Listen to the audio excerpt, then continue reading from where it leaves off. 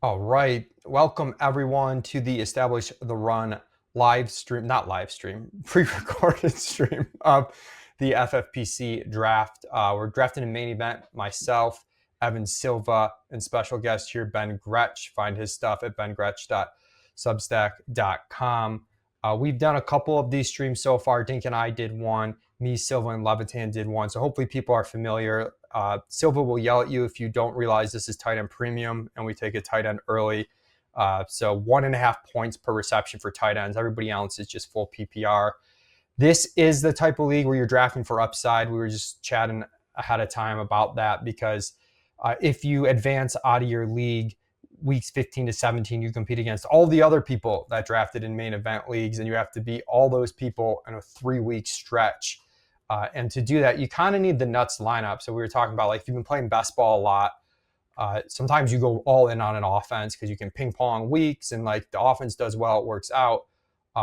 It's not quite that simple in redraft, Ben, because you kind of want the nuts at each position. You almost want it to condense onto one or two guys in an offense and pick the right guys of the offense.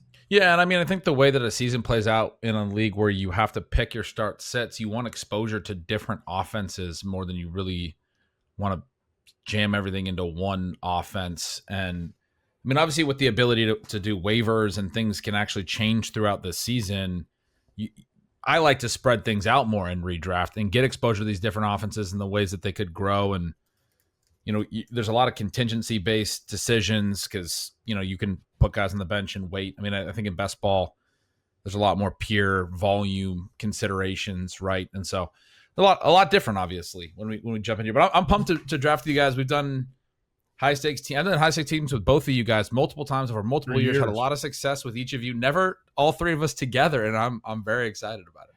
Likewise. Yeah, we've got the 8th pick here. I kind of see a tier of 8 players. Ben's got it more like 9 with Trey McBride, who we did take in the first round. It was me, Silva, and Levitan, but that was more towards the back end of the first round. I was talking about I really don't want to pass on CMC if he drops, and he goes there at 3. Is that 3? Yeah, that's right. I was pretty prepared to just take McCaffrey there, but yeah, I did a solo pod on Establish the Edge talking about Jahmyr Gibbs as the 101. You two are on board with that. I've seen stuff from Jacob Sanderson, Madison Parkhill. And part of that discussion I talked about, I kind of think we're undervaluing like CMC in that conversation because it's so easy to just exclude him. But I think he might deserve to be in that conversation more than he has. We might be looking at Saquon versus McBride here, assuming CD goes. I mean, I would love CD here. Are you out on Saquon? But I think I would love CD more. CD goes. Unbelievable. All right. I mean, I think you guys know I'm on team Saquon here, but yep, let's do it. Gretch, what do you want to talk through? Or I'm open to it. I already do have a Saquon main event team, so I would probably vote. Look, Silva, let me give you a little pitch. Trey McBride won this award that you may have. Trey McBride over Saquon Barkley, though. Yeah, well, let me give you a little pitch. He won this award you may have heard of called the John Mackey Award. Have you ever heard of that award? I'm going to vote Saquon. We're running out on time. Yeah. Okay. I was already outvoted. I was just having a little fun. Okay. Leone's already getting nervous. There's 25 seconds on the clock. He's like, we're going to run out of time. We got to click something. I just kind of think, like, I understand the arguments for, like, Gibbs over Saquon as RB1, but, like, are we saying, like, we're confident in Gibbs as the 101 or 102, but, like, we can't take Saquon at 108? No. Like, I think that's a bridge too far for me. The only reason I really like McBride to still be a part of this group, and I'm totally fine taking Barkley, is more tactically and structurally. I was talking to you guys. It is tight end premium, as you said at the top. What you can do at tight end is a little tough from this draft slot. I don't think Kittle really comes into play at 2. He won't be there at 3. Mm-hmm. I think the 5-6 turn is a spot where we could potentially get a Laporta or Hawkinson decision, or else you're kind of trying to find some upside later. I think the rookie Tyler Warren looks really exciting. There's some different ways to play it, but the argument for McBride would be more about the replaceability of the Saquon pick. In like the 3-4 turn, there's some really interesting running back options. So and we where see you are McBride go there at 110. I mean, I think that Kittle is in play for our second round pick. No, I'm I not a think big fan of that. not a big fan of that. No, he was still 15th in routes at the tight end position last year in a year where McCaffrey only ran 91 routes. Ayuk was hurt. Debo had pneumonia. Like, they still didn't give him top 10 tight end routes. His efficiency was maxed to the gills. He's not a different pick than he was when he was in the 7th round last year, and I was all over that. But he just was really efficient, and now he's tight end 3. He deserves to be tight end 3, but I don't know how he gets more productive than last year, if that makes sense. The other thing with Kittle, I do really like Kittle. It's extremely safe pick, insulates you at tight end, but from an upside perspective, like he really pales in comparison to the reception volume of these top 2. He doesn't get the same tight end premium boost as. That's what I'm talking about. I mean, are you sure that's going to be the case this year when they're starting 5 rookies on defense, totally remaking their defense? In a passing offense where Jawan Jennings is hurt, they're going to rely heavily on Ricky Pearsall, who's barely played in the NFL. Christian McCaffrey could easily go down. I mean, I don't know. I would be very open to Kittle here, but I'm also. I mean, we're going to have, we're gonna make a great pick either way. Yeah, it's not a crazy pick. We do have Achane still available. Nico, did Nico go? No, Nico and Puka. Nico, Puka, Achane. We're gonna get a pretty good player here. Yep. In an upside tournament like this, I do think I like Puka and just hoping Puka goes. I was gonna say Puka and just hope Stafford's healthy. God, I love both these picks, but this is tough. There's tons of wide receiver value late if we want to do running back, and then just smash receivers with Achane. Obviously, some risky with the calf injury. So I was going to say, I hear you, Leone. I was going to say that we do like some running backs at the 3-4 turn when we were talking beforehand a little, so we could be in position to start 3 straight running backs, although we don't have to be. We could go QB there. We talked. I mean, there's some receivers I like ahead of ADP. I'd probably lean Achane for me, but I could go either way. What do you, Silva? I think Achane's catching 100 balls. I think he is too. I'm with you guys. Fuck it. Let's do it. Dude, he's going to lead the position and catches by so much. It's going to be absurd. I think the 3-4 turn too, I like running backs there tactically, but if you were honestly to put them straight up against the receivers, like I like the receivers better. That's true. We could get into a Troy McMillan pick now. I can try and talk you guys into him. I do think earlier than ADP Achane injury. I mean, we already took him, but like, are we worried about the calf at all? Yes. Yes. I'm starting to get worried. I think maybe scarred from CMC last year, where he came in with like somewhat of a similar injury and it lingered and they rushed him back. There's also some systemic risk in Miami. Like, there's a ton of upside to the Miami offense, but it also could just be a nightmare, right? The bottom could fall out. They're really, I mean, it's not just Tyreek Hill talking about it. It's what they did in the preseason a little. They seem reluctant to use him at the goal line a little, which is tough. But he had such a high receiving TD rate. You're not going to get any tush pushes. You don't get any kind of QB mobility. The scramble rates and design run rates were completely down for Tua because of the concussions, obviously. And so you get those like quick hits to the perimeter in the red zone and the green zone. They'll put Achane out wide. They'll have a back in. So if you put, they'll stretch you horizontally pre-snap. They'll read the defense. They'll throw it to the perimeter if you don't get enough numbers out there. They'll run it up the middle if you do. And Achane's going to score some touchdowns off stuff like that, which is kind of nice. Like the way that they design things, the way that McDaniel does things is helpful. We didn't expect to have this discussion because A.J. Brown goes at 201. Drake London goes at 202. We thought we'd probably get London there. There's usually about a pretty common top 16. I've picked around pick 8 several times in these. I have not seen Nico or Achane there. I'm mad that I got them both available to me in the same draft. I want them in multiple different drafts. I wonder how many teams have How confident do you guys feel about Achane over Chase Brown? If I'm reaching for pure upside, I think Achane's the pick. I feel pretty confident he's the better. And those questions are tough to answer because when I say I'm I'm confident he's the better pick, but that might mean like 55-45 in favor of Achane. I'm just like confident it is actually, slanted his way. It doesn't mean that it's like he's for sure going to smash Chase Brown, but I think there's just Achane could catch like 40 more balls than Chase Brown this year, but right. Chase Brown could score 7 more touchdowns than Achane. Yeah, that comes back to the goal line stuff Gretch talked about. If they do end up just sticking with Achane, there is significant TD upside because he can get there in the air. But I was going to say, I don't know if I imagine there's not a ton of Barkley Achane starts in the main event. It There's requires probably kind of not. 2 fallers. I was thinking about the guy in the 6 hole too. He got Jefferson Collins, and I'm sure there's not a lot of those either. There's going to be some unique builds. This is a fun room. I always like when people get a little loose. You get AJ Brown at 201, stuff like that. Have some fun with it. Yeah, so we're in a spot where we have not taken a pass catcher through 2.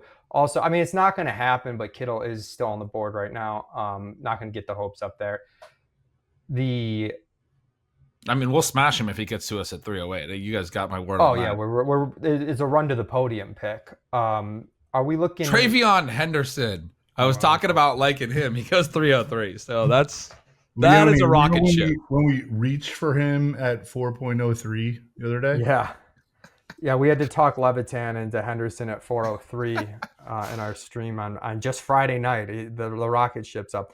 There goes Kittle. He scored a TD, right? Henderson in a preseason game. It's funny. I was just watching this preseason game before coming on with you guys, and Antonio Gibson still started even though they rested Ramondre. It wasn't like it was purely Henderson from snap 1 or anything. He's an awesome, awesome pick, but people just see the touchdown and then they take him around higher.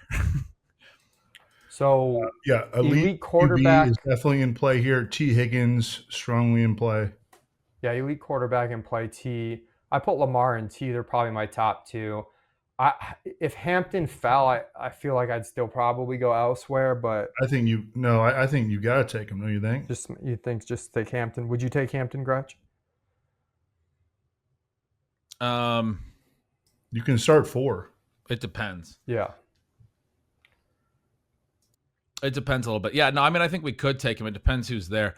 Honestly, God, you guys haven't mentioned McMillan. He's my next receiver at this point. I think he looks incredible. You guys see he burned Derek Stingley vertically, and that was the thing that was supposed to be his weakness. He's a really... I like McMillan. I think there's his ADP a chance I'd gamble he'd be there in 4. Okay. I guess I don't like him enough to not take the gamble, even if it's 50-50. Right. That makes sense. That's why I brought him up, because his ADP is above that. I don't anticipate he'll come back. I'm probably Lamar or T here.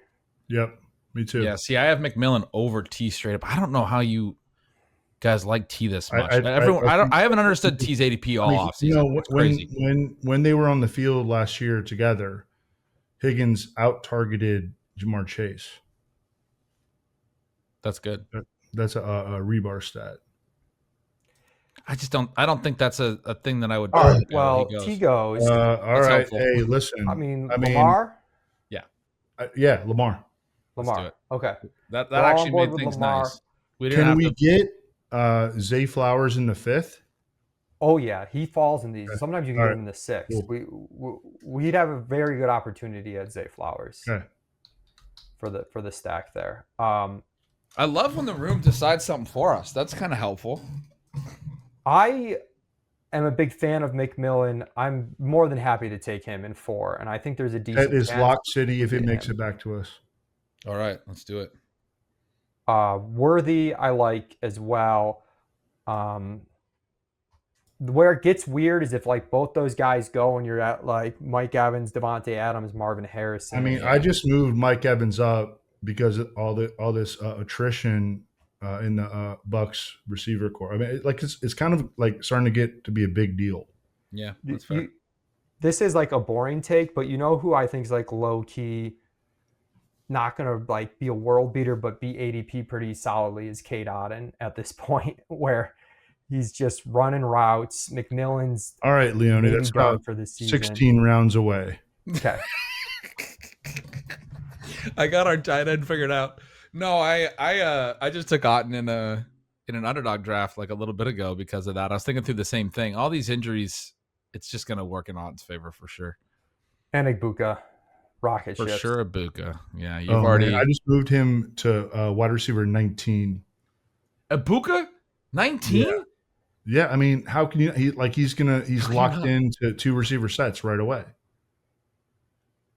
So I think he's going to be really, really good. I'm a little worried. People are worried about the Lions offense being worse without Ben Johnson. I don't think there's enough talk about the Bucs without Liam Cohen and all these injuries actually being bad. I mean, I agree. They're hyping their first round pick is very positive, but I think nervous. Ibuka has like 90 catches on lock at this point. I will say you rewind a year ago, there's everybody on stream worrying about the Bucs offense without Dave Canales. Now we're worried about it without Liam Cohen. They went up 15 touchdowns from Canales to Cohen. Yeah. I mean, they added a ton.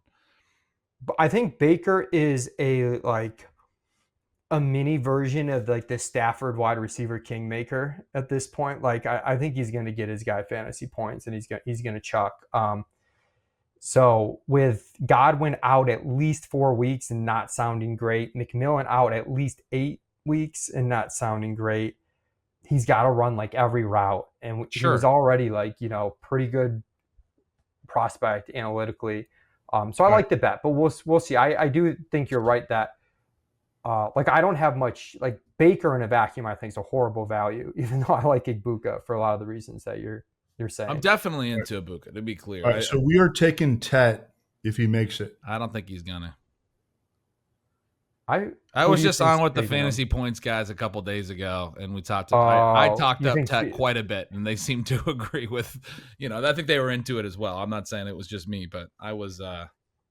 Who's the backup? There's Marvin. There's Marvin Harrison. Mike Evans. Mike Evans. I think Evans is fine here. I know he's not like the prototypical upside pick. I would be Worthy. Mike Evans than Xavier Worthy. I'd much rather have Worthy than Mike Evans. Wow.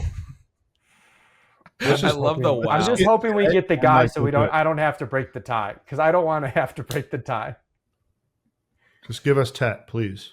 I got a tear break there. I think Worthy, a 22-year-old upswing instead of an old man who's hoping to do 1,000 yards again. They had to give him the charity 1,000 yards in week 18 last week. Touchdowns, Gretch. We also, if we have Ibuka eyed up in 5-6, we might not want Evans again. God, they didn't run to the podium. I'm getting nervous. They're torturing us. Come on, baby. Take Tyreek. Tyreek being on the board, they might be tempted to take Tyreek here. We're down to 2 seconds. Oh my God. They were definitely, I feel like they were deciding Tyreek versus McMillan, and then they saw Gretch's name in the team name. I shouldn't have put it. They were like, no, we're not going to let Gretch and McMillan. I know we're going to piss Gretch off. Oh, man. I would absolutely not take Xavier. I'd rather take Marvin Harrison here. God, you're pretty out on Worthy. What about Harrison? I can get there with Harrison. I mean, I don't like it. Harrison or Evans?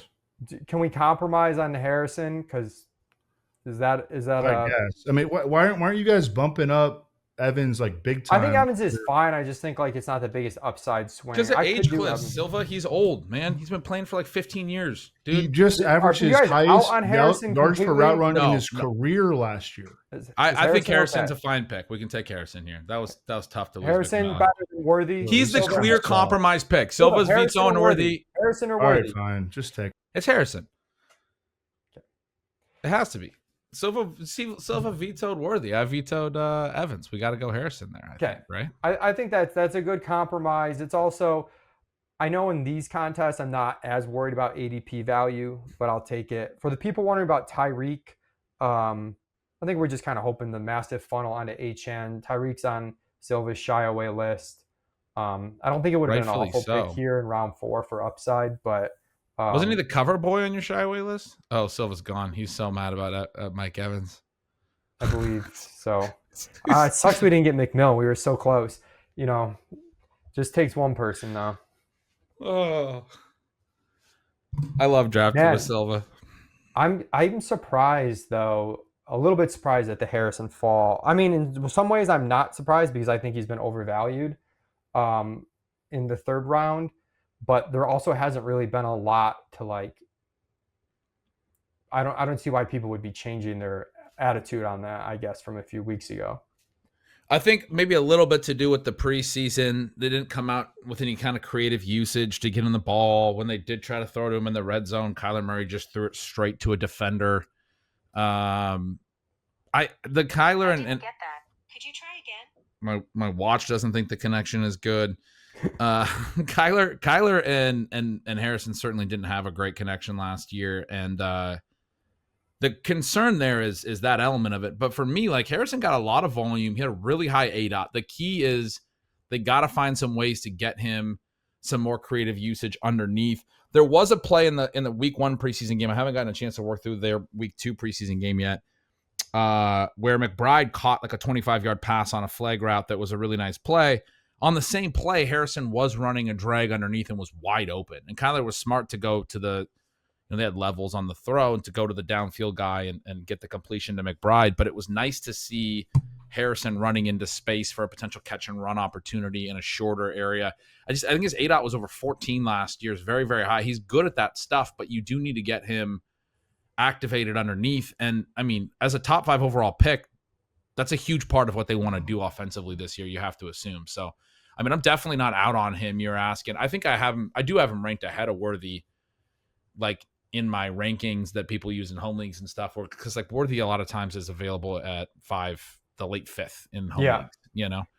Yeah, I mean, also long view stuff you talk about a lot is, I mean, he was one of the best wide receiver prospects we've had in the last, Right. 5 or so years. Him and Neighbors were like very special prospects. That's right. And hopefully he can be on that level in terms of production. It was a tough rookie year, but it's a fine bet. Like you said, we're going to have options at receiver in the next several rounds. I think 5, 6, we're going to have a lot of options. 7, 8, we're going to have a lot of options. We're going to be able to get depth at receiver. If he's not great, ideally we'll have other good options we can play in front of him. But we have a lot of pass. I mean, Worthy's still out there. Evans went. Obviously, the room agrees with Silva. Yeah, Evans goes. Adams, we didn't talk about. Was somewhat in play there. Yeah, I mean, I was taking him as like my answer to like not really liking T. Higgins, Garrett Wilson ceiling not looking great, and not really necessarily loving Harrison. So that third round, an underdog a few weeks back, a month ago. What's your answer in that third round? I mean, for me, for a lot of the times it was Adams, because I mean Matthew Stafford's been such a good quarterback for wide receiver upside. I do feel like he's going to have some production, but man, that Stafford back injury is really concerning. Isn't one of the theories that you guys promote that legendary players tend to outlast the age curves? Well, Mike Evans is like going to be a Hall of Famer. Mm-hmm. I'm like pretty neutral on him there. I wasn't like out on him. I just did not have a strong opinion between Worthy and Evans.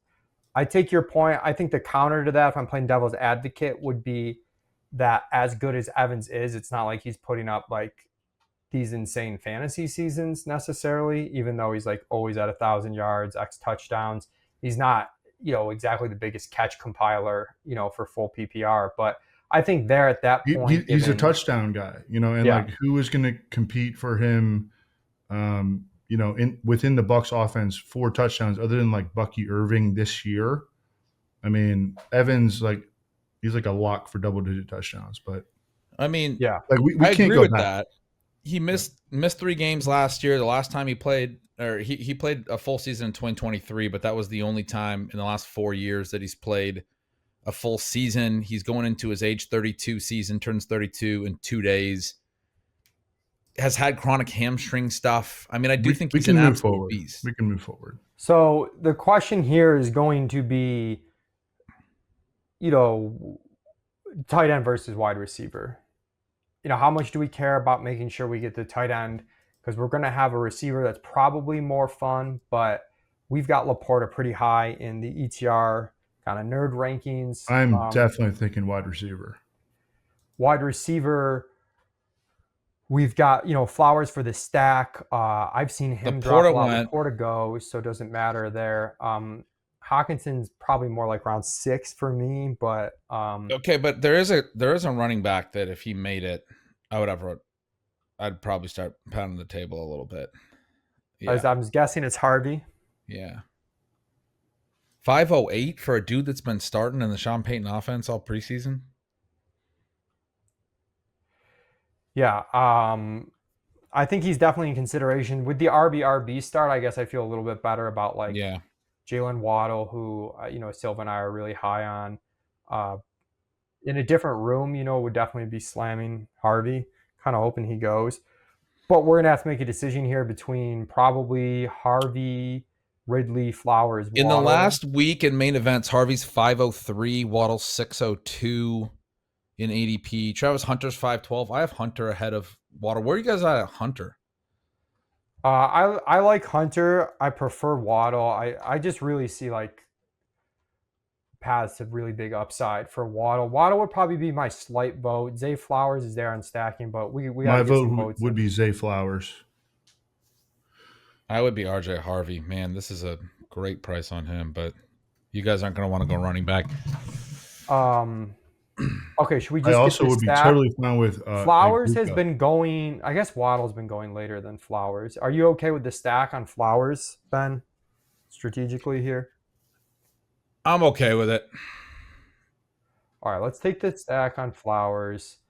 Yeah, I know it's tough to pass on like the Harvey value, and there's a lack of like pure ceiling there that and the Marvin Harrison pick as well. So, Gretch. So, regarding RJ Harvey, so you saw that like Ben Albright was like, oh well, the reason that RJ Harvey got all the first team reps in the first preseason game was because J.K. Dobbins couldn't find his helmet.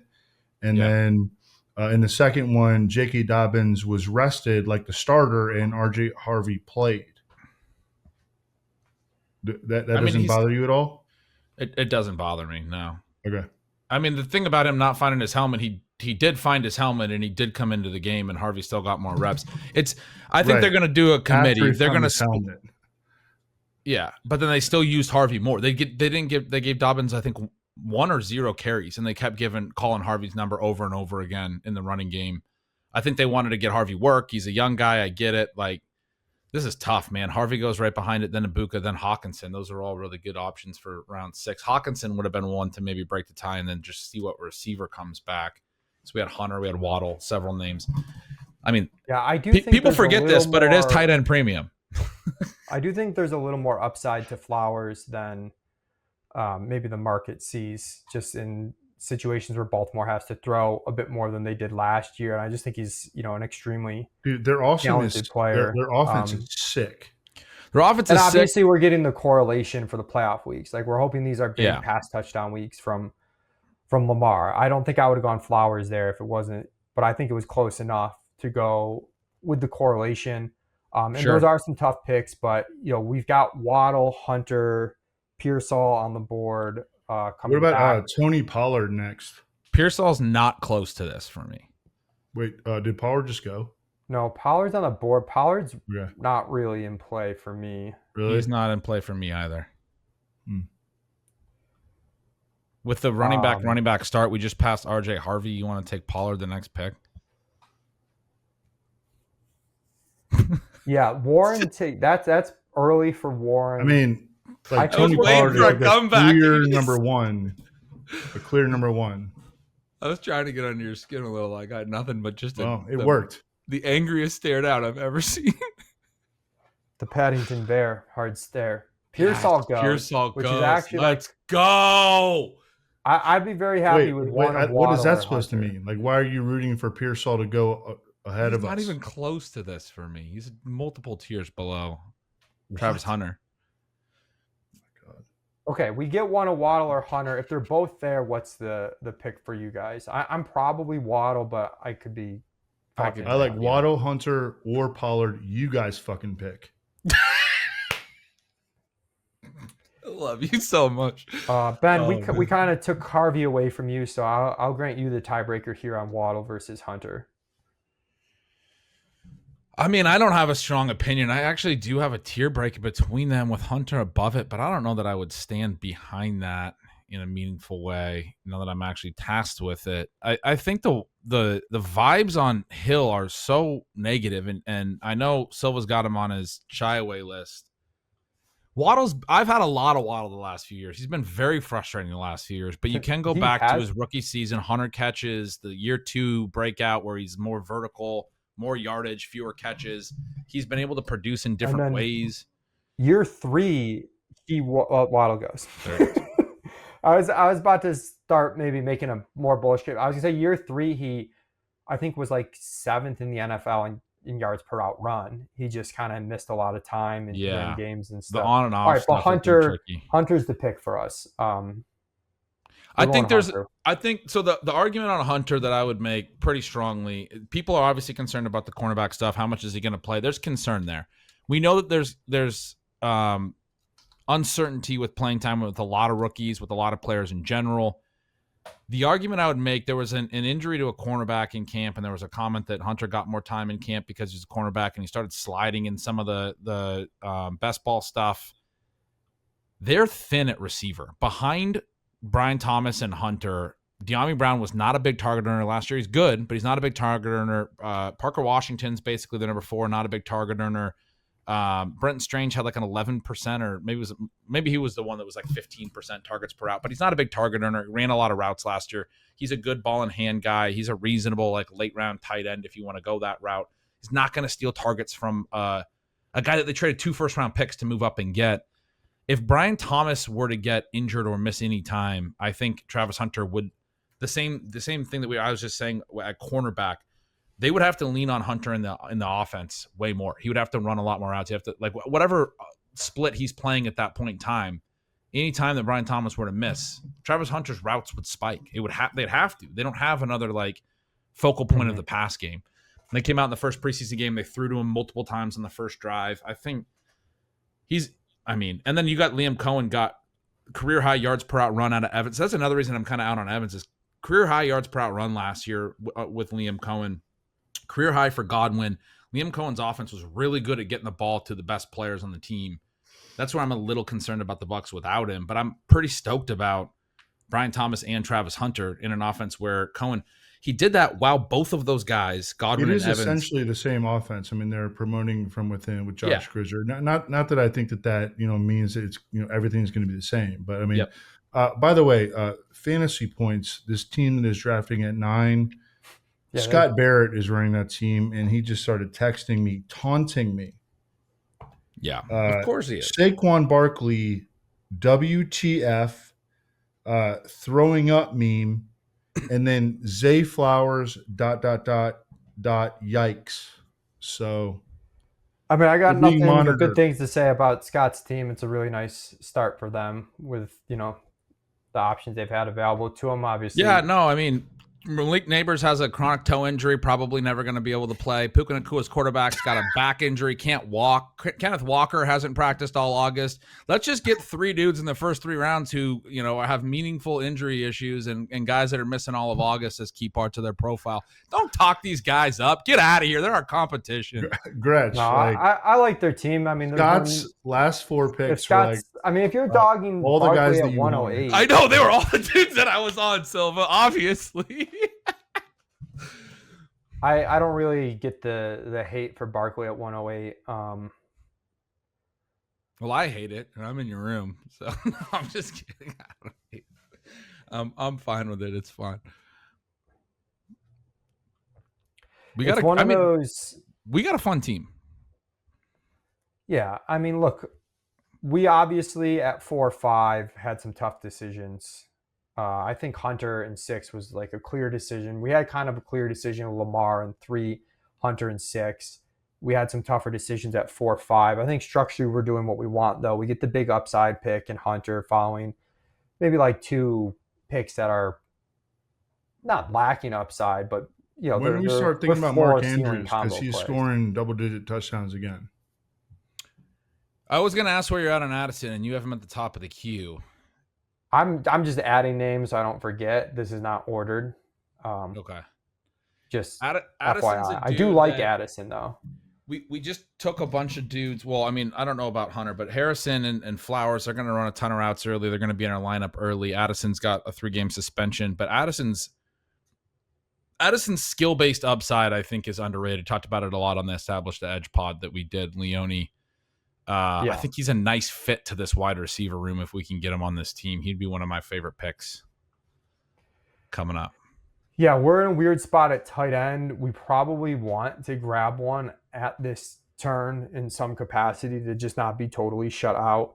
There's Jake Ferguson, Tucker Kraft, Colson Loveland out there. There's Andrews, which gets into the weird thing with the stacking we're talking about, where you kind of want the concentrated volume. But again, we're going to draft so many receivers that like it could be a situation where, depending on how things play out, we're not necessarily starting Andrews and Zay together each week. I'm not sure how to handle the correlation there. I like David Montgomery at running back, but I don't really think that's what the team needs right now. So I'd probably stay away from that one. Where are you guys out on Judy? I like Jerry Jeudy. I think Judy's. I think Jeudy, Addison, as long as Flacco plays. I think Jeudy, Addison, even Jennings, Myers, Diggs, like I think they're all in play. I think the next round would be more like Jaden Reed, Keon Coleman, and then obviously, tight end. What do we want to do? I think maybe we grab a receiver that from this tier first and get tight end on the way back. I don't think we're going to get totally shut out with teams 11 and 12. There goes Andrews, though, as I say that. So Andrews, that's tough that he goes. 3 of the guys behind us do have a tight end. I kind of like the idea of passing it around and seeing if we can get a little bit. Unless you just have a super strong preference between like Ingram, Kraft, Loveland, Ferguson. I don't really. No, that's what I'm saying. I think a couple of them could go and we'd still be okay in 8 unless like 4 go. I like Ferguson a lot, but I think we could get him on the way back. I'd be Addison or Jennings here. I'm Addison or Jeudy. I thought Jeudy went. I think Jeudy went. Oh, Jeudy went. Oh yeah. I would be a firm Addison here. He's the last of a tier for me personally. I don't know if I have the sway that Silva has to just be like, come on, guys, take this guy. You got to take this guy. Addison's on my top 2 already, so I'm good with it, but I'm waiting to hear what Silva has to say. I mean, I like him as a player. I don't think this is a good fantasy situation for him with J.J. McCarthy and T.J. Hawkinson back healthy, but, do what you guys want. Biletnikoff winner. 23-year-old. He did win a Biletnikoff. All right, I'm sold. Yes. The Biletnikoff card. So I really think we got to go tight end coming back here. Yes. I don't want to get totally shut out. And these, if we're in a home league, isolated 12-team league, I'm not as concerned about it. In a situation where we're trying to win a grand prize, you kind of need someone that you can dream on the upside a little bit for that 3-week playoff sprint. When Jefferson didn't play in the first preseason game, again, I haven't seen all the week 2 games yet. Colson Loveland. First 3 throws for J.J. McCarthy, all completions to Addison. 2 of them were not on target. One was behind him. He went back and got it. The third was down on a comeback. He dove back to the ball and caught it. This guy got Kenny Pickett drafted in the first round. Then he went to USC, was a star. He scored 10 touchdowns in both of his first 2 years at age 21 and 22. He had 70 targets to Jefferson's 80 over the second half of last year. Clear late year 2, age 22 breakout where he was closer to on par with Jefferson than people realize. This guy should be right there with Higgins and Pickens. He's that dynamic and that good as a number 2 behind a superstar number 1. And he's going 5 rounds later. I think he's a baller. You remember Jeremiah that year that he came out, had Jordan Addison as like clearly the best receiver in that draft. Yes. It's just the environment and the suspension. Yeah. The suspension's a little bit of a bummer for sure. But you get him here, you don't even have him in your starting lineup necessarily. I mean, he's a great depth piece. If something happens with Jefferson's hamstrings. Right. Silva, this team's calling for your boy Christian Kirk to fill in for Addison to start the year. A little bit. Very good point. Are you guys, assuming we have a choice, Kraft or Ferguson? I would be Kraft. I'm fine with Kraft and try to get Ferguson or Kincaid on the way back. Yeah, I think Kraft's probably the upside pick you're making in the overall contest. Yeah, I was on with Dwayne McFarland earlier, I guess last week, and it was a wide receiver show, and he asked me at the top of the show who I thought was the most mispriced wide receiver. I said Addison. I think he belongs so much higher, but the suspension's keeping him down. But just purely from what you get, I mean, you can replace the first 3 weeks when you're healthy and you have a full starting lineup. Purely what you get when he's back, he'll be back before the buys. It's not a long suspension. think you're talking about a player that could really ascend in year 3. A young rookie at age 21 in year 1. I'm pumped about adding him to this team, guys. A little worried fantasy points might double tap tight end in front of us. Yep. That doesn't look good. Wow, Kincaid goes. I'm surprised Kincaid went ahead of Kraft and Ferguson based on some ADP stuff. I think I am Ferguson if Kraft goes and making sure we get a tight end. I think I have Goedert and Pitts and Ferguson together, but I don't care. We can wait on Pitts. Is there? Yeah, there is the Juwan Jennings, Jaden Reed, Keon Coleman at receiver as well. Oh, and push tight end more. Yeah, we could do that. But then we're playing with fire a bit and could get completely locked out. Yeah, I think I'd rather just, if they go tight end, if they take Kraft here, I think I'd rather just hit for, if you guys want Ferguson, let's hit Ferguson kind of thing. Personally. Who they take? Kraft? Yeah. Kraft. Wow. We got I'm like also kind of into David Montgomery here. It's late for Montgomery, man. He's a top on my board. He was on a top running back on my board. He was at the last turn, and I was looking at him. I like him here. Let's do it. Let's not capitulate to this tight end run. All right, David Montgomery. That's a huge ADP value for our RB3. Achane's got a little bit of an injury. I'm in, man. If Gibbs goes down, it's over. Yeah, there's Leone always says this to me when we do the projections pods. The contingent upside works both ways. That's his favorite line, and he's not wrong about it. Everyone talks about the young guys got contingent upside. The old guys have contingent upside too. We definitely are crossing our fingers a little bit on tight end. I do think if there's a chance Goedert makes it back, and he's just kind of mispriced in my opinion. I don't know if it's the biggest upside swing, but it's a very solid value. Goddard's thing, if you go look at him, it's a little like what I was saying about Evans. Goedert has missed time in basically every game, but if you look at the per route stuff, it's really, really strong. The first year that he plays a full season, he's going to set career highs across the board. Every year, his numbers are essentially the same. It's like 5.5 targets per game. He's got over 4 catches per game. I mean, tight end premium, it's not the end of the world, obviously. Or it's not a peak amazing number, obviously. But I mean, if you're talking about 4+ catches per game, about 50 yards per game in tight end premium, that's about 11 points per game without touchdowns. I mean, that's very startable. And there's also this injuries.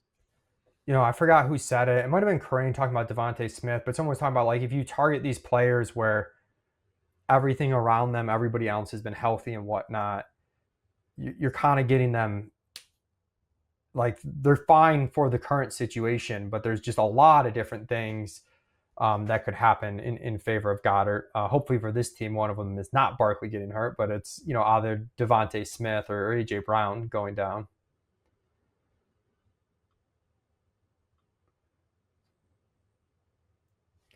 Silva needed to take another walk to cool down. Yeah. What was tilting him this time?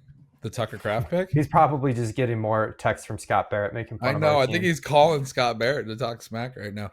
I mean, look, those guys, they're having a good draft. They've taken a number of guys that we would have taken right before us. McMillan was a really tough one in the 4th. Kraft was a tough one there. Waddle in the 6th, we probably would have landed on.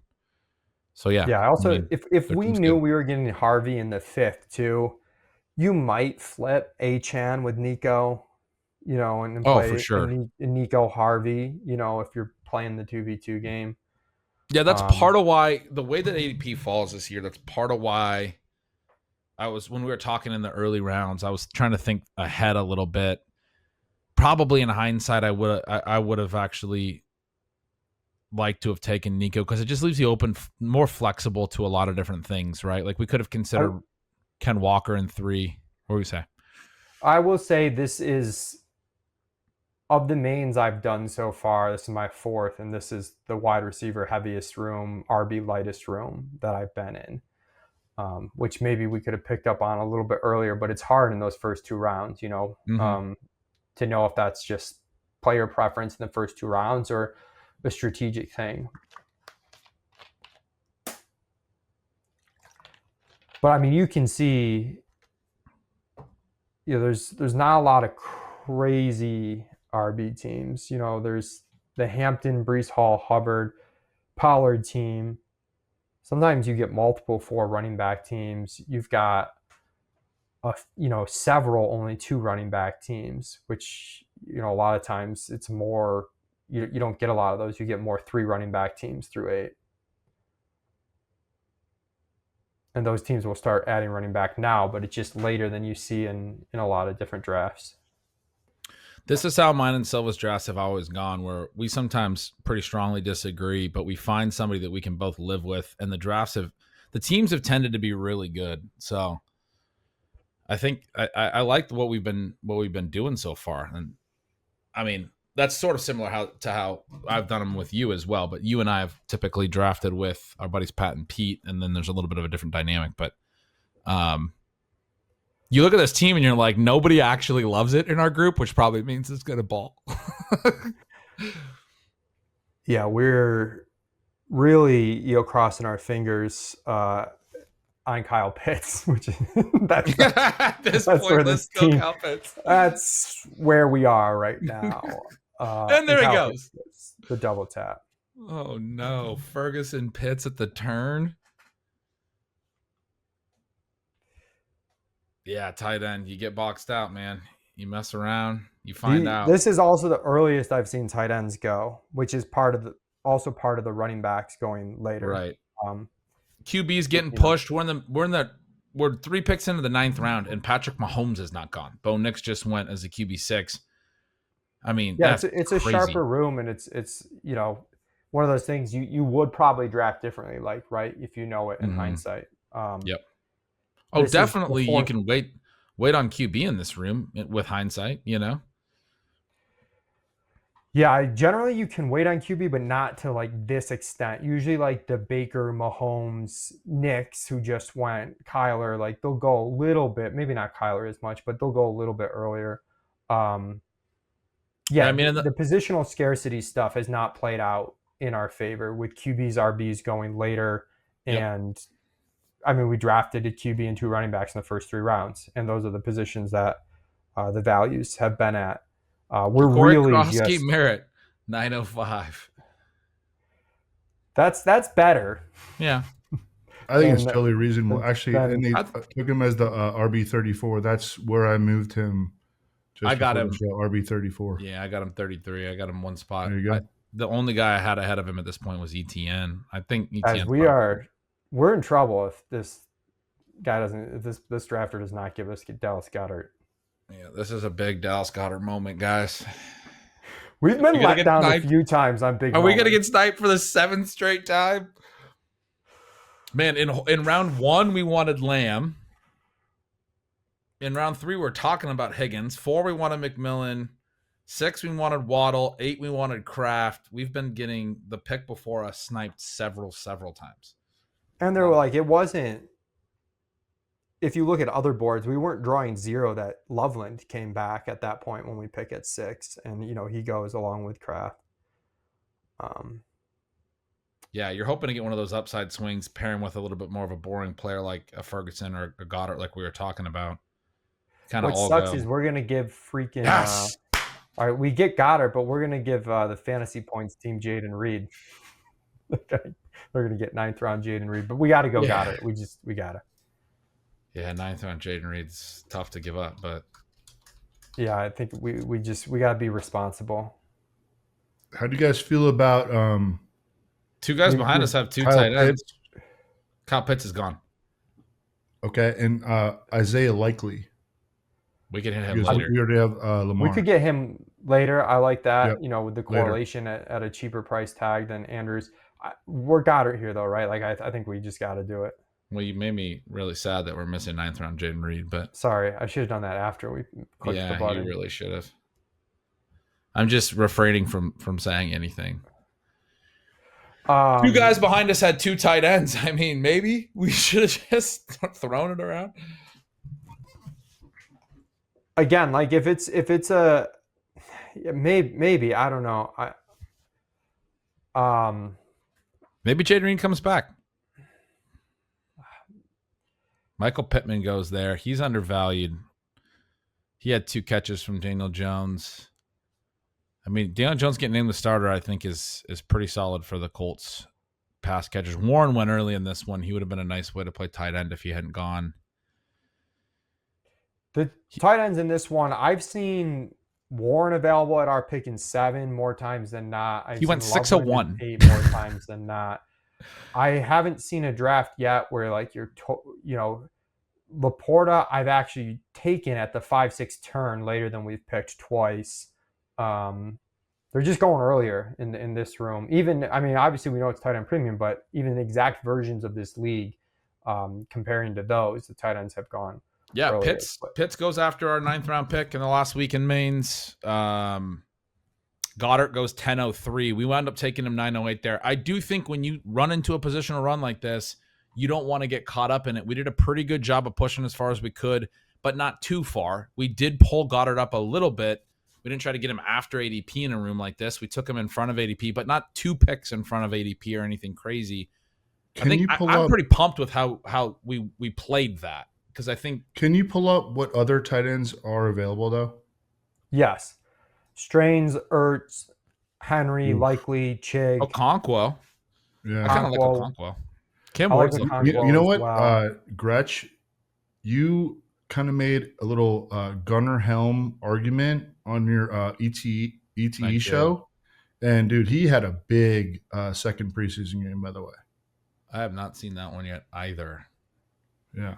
You ready for the pain? I am. Ready for Scott to do it to us again here, Scott and Theo? This is. I mean, they know who we like. Yeah, they know who we want. Drafting off our combined rankings, of course. It makes sense for them too. So what about Josh Downs behind it if he goes?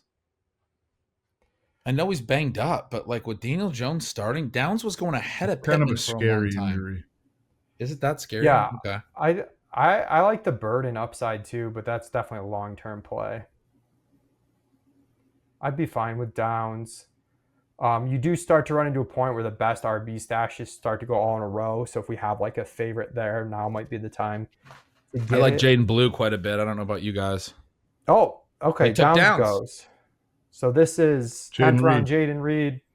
I know Silva, you like Reed a lot, right? Yeah, I mean, podium. Gretch sold me on him. Okay. Dude, I wanted to take him over Goedert when we weren't going to have another tight end option. Let's go, baby. Okay, that's we get one to fall our way there. 10:05? That's huge. Nice. I mean, I don't think he has to play in 2 wide receiver sets at that cost. He's a really efficient player, really good ball in hand. The foot thing is concerning, obviously, but we're getting that priced in at 10:05. I feel really good about that. Absolutely. He's out of his boot. I think he's going to be okay. I think he sounds okay when you hear him talk. Ooh, he's just that guy just took Mixon. Goodness gracious. Silva. The other day, I wrote a little bit of I wrote an intro on a post on August 12th, 1 week ago today. It was the 10-year anniversary of my first published fantasy article, and I was talking about some of the stuff that first year. You reached out to me within the first year and mentioned to me, if you're ever in Chicago, hit me up. I told this story in my Substack. I literally bought a plane ticket to come hang with you. I talked about how you were telling me about, I was asking you, grilling you about why you're taking this rookie Ezekiel Elliott, like 6th overall. He finished RB2. And you're telling me about their swing offensive lineman, Ronald Leary, and how they had depth at guard. He wound up having to play a bunch of that year as Zeke went on to finish RB2. We were hanging at this bar. This drunk guy is babbling about the Bears, and I made a comment that didn't really land anyone significant for fantasy in the draft. And you looked at me and you're like, dude, Jordan Howard's going to be sick. What are you talking about? He had a 1,600-yard season his rookie year. I don't know. Do you remember all this? It was a blast. Yes, I do. It was a blast. Yes, that was within a year of me starting. I even remember the place that we hung out. It was called Dublin's at State and Rush. You're the man. That was an awesome thing to do to we had a blast. Guy. Yeah, I appreciate you, man. That was super fun. We got pizza, dude. We like late night pizza. Oh man, it was a blast.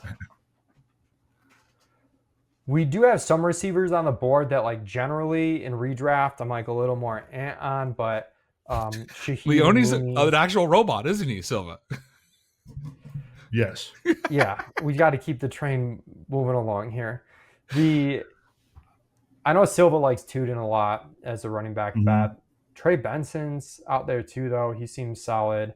Um, yeah, Sampson's out there as well. Judkins Are you guys isn't bumping going to up be Eckler charged, at but all has because not. of the Brian Robinson stuff? Meh. I'm sorry, what was that? Are you bumping up Austin Eckler at all because of the Brian Robinson stuff? A little bit, Yeah, I know especially in people that. best ball. In redraft on a team where we have 3 running backs, I don't know if it's the best fit because we're kind of just. I don't know if like the pure ceiling's there. I think he's got a very safe role and he's going to contribute. But I don't know, like for a managed league, if he's ever going to be like this. I think that's a great call. He Workhorse seems again. redundant to Montgomery. At this point, I'm into like, Dylan Sampson, Bashal Tootin, these kinds of swings.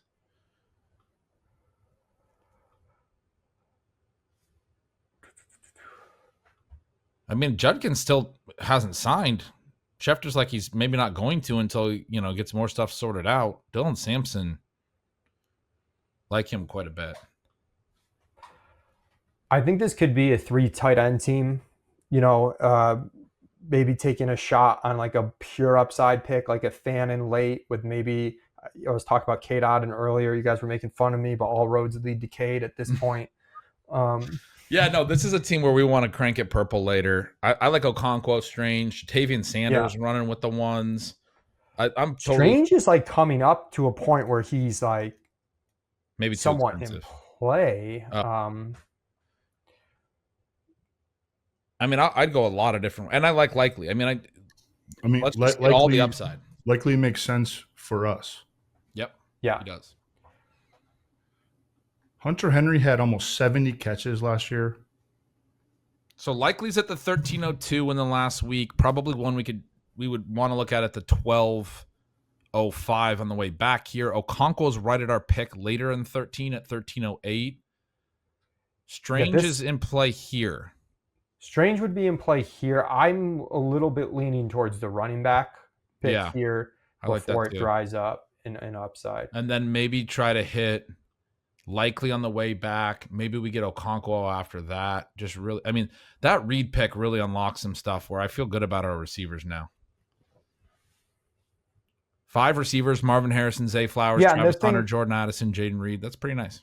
If we crank purple too, that can be flex if multiple guys shine, with the T premium scoring. Like a late Cade Otton early in the season could be flex. Right. I gotta stop talking about Cade Otton.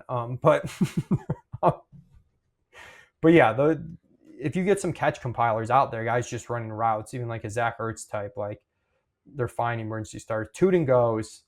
That would have been a fall. It would have been nice. He's been going in the late 10th. He already did fall just to get there into the 11th. Sampson's been going in the early 11th. And that's in the last week. That includes Judkins going in mid 10 because Judkins' price had risen. I would think Sampson's price is due to rise back up again a little bit. Not a ton, but a little. I'd be pretty excited if he made it back to us, is what I'm getting at. Yeah, I'm definitely on board with Sampson. I'm trying to think who the backup pick is. Yeah, I don't have a good one. I mean, maybe Tyjae Spears, even with the injury, but that Spears, Ray Davis. There's other, like, I like Woody Marks and Will Shipley, but at that point, it's almost like, well, then just take the tight end now and draft those guys next round if you're going to go that far. Yep. I think Spears and okay, so where are you at on Dylan Sampson, Silva?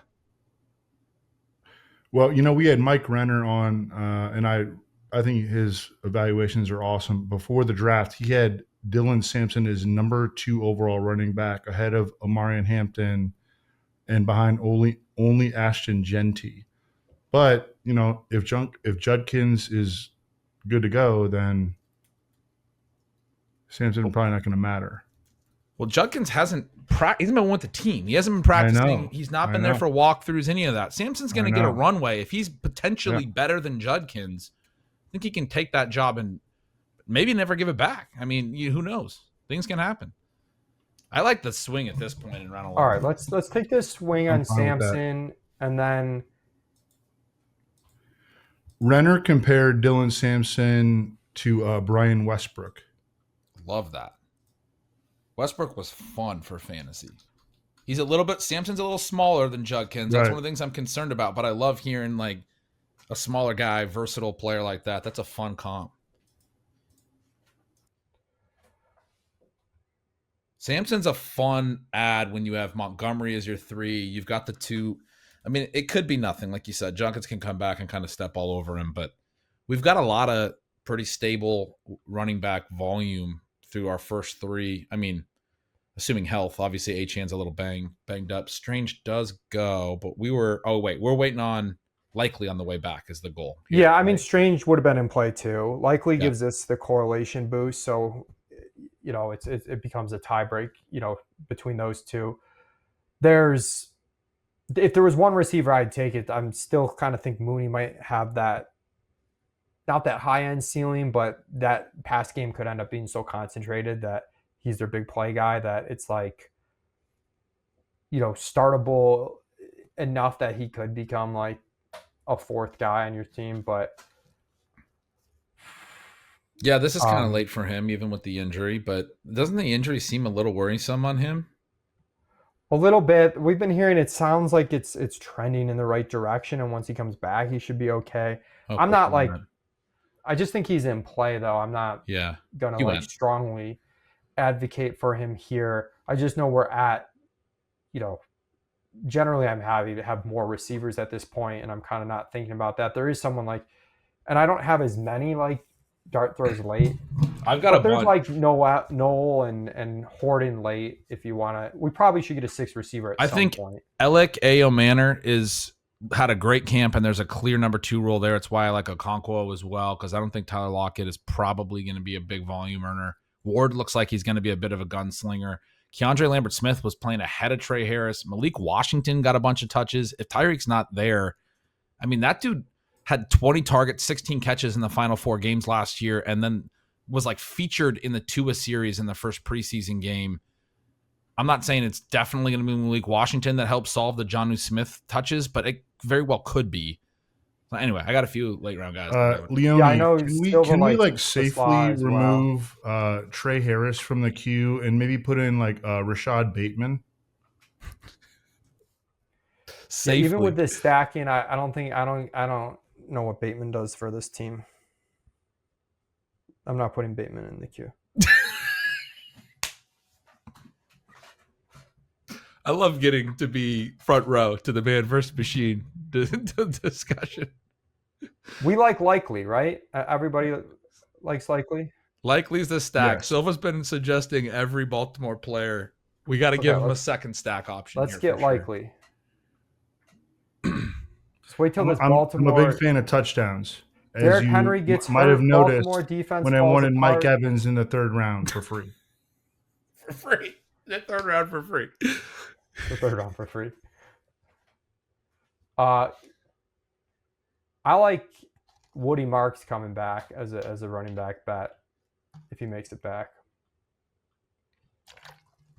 I like we're not taking Shipley obviously on this team. I'm an idiot.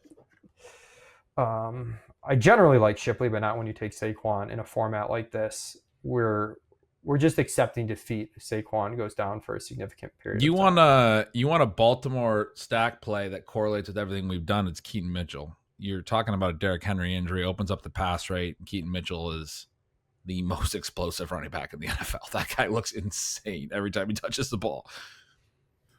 Yeah. In 2023, he was like 8.4 yards per carry. Dude, in his first game in the preseason, it wasn't just the TD run. Like every touch, man. There was one where he spun around an unblocked defender just to get like outside of him and get like a 5-6 yard gain. It was like, how was he not drafted? It's crazy. It's too small, I guess. I do like Algier a lot. He's probably top of my list. He's there for me for sure. I like that. So he's on the board. Who are your favorite running back bets of these available players right now? Algier goes immediately. Algier is the top of my running back list right now. I have Garendo, Keaton Mitchell, and then Woody Marks as my top 3 right now. Garendo hasn't gone, correct?